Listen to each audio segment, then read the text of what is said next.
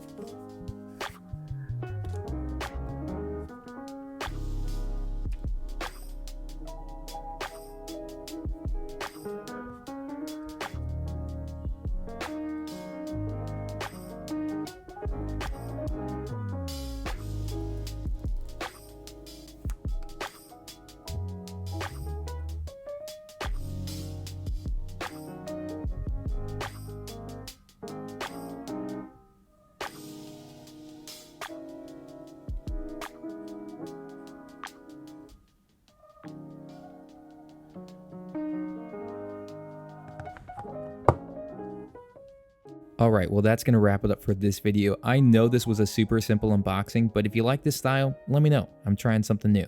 I already really like the increase in the screen size, and the square design of the iPhone 12 Pro is honestly just a breath of fresh air.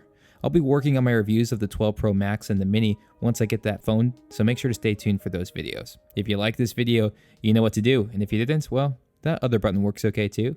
This has been Luke with Techno Minute, and as always, until next time, peace! Yep.